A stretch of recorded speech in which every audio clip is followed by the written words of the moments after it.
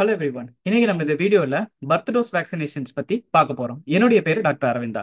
So birth dose vaccination அப்படின்னா என்னன்னு கேட்டீங்கன்னா, குழந்தை பிறந்த அன்னைக்கு நம்ம கொடுக்கக்கூடிய தடுப்பூசிகளுக்கு பேர் தான் பர்த் டோஸ் வேக்சின்ஸ். இந்த வீடியோல நம்ம என்ன பார்க்க போறோம் அப்படின்னு கேட்டீங்கன்னா, என்னென்ன வேக்சின்ஸ் கொடுக்கணும், எதுக்காக அந்த வேக்சின்ஸ் கொடுக்குறோம், இந்த வேக்சின்ஸ் கொடுக்கறதுனால என்ன மாதிரியான சைடு எஃபெக்ட்ஸ் வருது, இந்த வேக்சின்ஸ் எவ்வளவு செலவாகுது அப்படிங்கறத பத்தி இந்த வீடியோல நம்ம தெளிவா பார்க்கலாம்.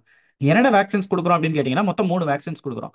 ஒன்னு வந்து பிசிஜி வேக்சின், ரெண்டாவது ஹெப்படைட்டிஸ் பி வைரஸ் வேக்சின், மூணாவது oral polio virus vaccine. BCG வேக்சினும் ஹெப்படைட்டிஸ் பி வைரஸ் வேக்சினும் பாத்தீங்க அப்படின்னா இன்ஜெக்ஷனா கொடுக்குறோம். ஓரல் போலியோ வைரஸ் வேக்சின் சொட்டு மருந்தா நம்ம கொடுக்குறோம். இதை எதுக்காக கொடுக்குறோம் அப்படின்னு கேட்டீங்கன்னா, பிசிஜியை பொறுத்த வரைக்கும் அதிதீவிரமான காசநோய் வராம இருக்கிறதுக்கும், ஒருவேளை காசநோய் வந்துச்சுன்னா அதோட வீரியத்தை குறைக்கிறதுக்காகவும் நம்ம கொடுக்குறோம். அடுத்து ஹெப்படைட்டிஸ் பி வைரஸ் வேக்சினை பொறுத்த வரைக்கும் ஹெப்படைட்டிஸ் பி அப்படிங்கிற ஒரு வைரஸ் கிருமியினால ஏற்படக்கூடிய மஞ்சள் காமாலை வராம இருக்கிறதுக்காக நம்ம கொடுக்குறோம். Oral polio virus vaccine polio வராம இருக்கிறதுக்காக கொடுக்குறோம். இதை நம்ம 0 டோஸ்ன்னு சொல்றோம். இது இல்லாம பிறந்த குழந்தைங்களுக்கு வைட்டமின் கே அப்படிங்கிற ஊட்டச்சத்தை இன்ஜெக்ஷன் ஃபார்ம்ல நம்ம கொடுக்குறோம். இது எதுக்காக கொடுக்குறோம் அப்படின்னா, பிறந்த குழந்தைங்களுக்கு ரத்த கசிவு நோய் எதுவும் ஏற்படாமல் இருக்கிறதுக்காக நம்ம கொடுக்குறோம்.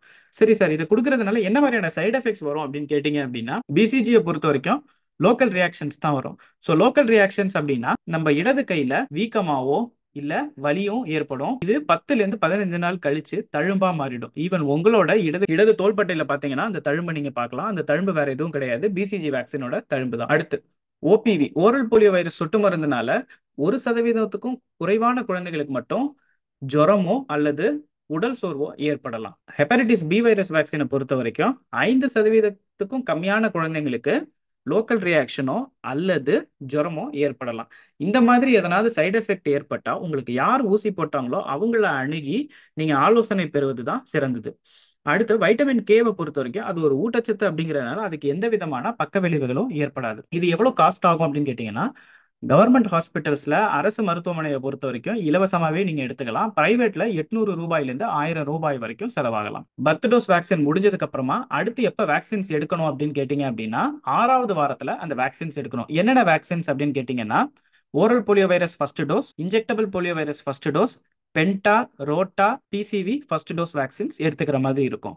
ஸோ இந்த வேக்சின் எப்ப கொடுக்க கூடாது அப்படின்னு கேட்டீங்க அப்படின்னா, குழந்தையானது குறைப்பிரசவமா அதுவும் 29 வாரத்துக்கு கீழே பிறந்துச்சு அப்படின்னாலோ, இல்லது குழந்தையோட பிறப்பு எடை அதாவது பர்த் வெயிட் வந்து 2000 கிராமுக்கு கீழே இருந்தாலோ இந்த வேக்சின்ஸ் ஆனது குழந்தைகள் நல மருத்துவரோட ஆலோசனை இல்லாம கொடுக்க கூடாது. ஸோ என்னென்ன தெரிஞ்சுக்கணும் அப்படின்னு கேட்டீங்கன்னா, பிறக்கிற குழந்தைங்களுக்கு 3 வேக்சின் கொடுக்குறாங்க. BCG, hepatitis B virus vaccine, அப்புறம் ஓரல் போலியோ வைரஸ் வேக்சின். இது பிறந்த 24 மணி நேரத்துக்குள்ளார கொடுக்கணும். அடுத்து இதனால ஏதாவது சைடு எஃபெக்ட் வந்துச்சுன்னா டாக்டரை கன்சல்ட் பண்ணணும். இது கவர்மெண்ட் ஹாஸ்பிட்டல்ஸ்ல ஃப்ரீயாவே போடுறாங்க. உங்களுக்கு எம்சிபி கார்டு அப்படின்னு சொல்லிட்டு உங்களோட கர்ப்பத்தை நீங்க ரெஜிஸ்டர் பண்ணும்போது கொடுத்துருப்பாங்க இல்லையா, அந்த கார்டுல இந்த வேக்சின்ஸ் கொடுத்துட்டதை ரெஜிஸ்டர் பண்ணிக்கணும். ஸோ இப்போ கடைசியா நான் அடுத்து ஹெப்படைட்டிஸ் பி வைரஸ் வேக்சினை பொறுத்த வரைக்கும் நீங்க பிறந்த அன்னைக்கு கொடுத்தா மட்டும்தான் யூஸ், அப்படி இல்லைன்னா கொடுக்க கூடாது. ஓரல் போலியோ வைரஸை பொறுத்த வரைக்கும் பிறந்த 15 நாளைக்குள்ளார நீங்க அந்த வேக்சினை குழந்தைங்களுக்கு கொடுக்கலாம். So thank you.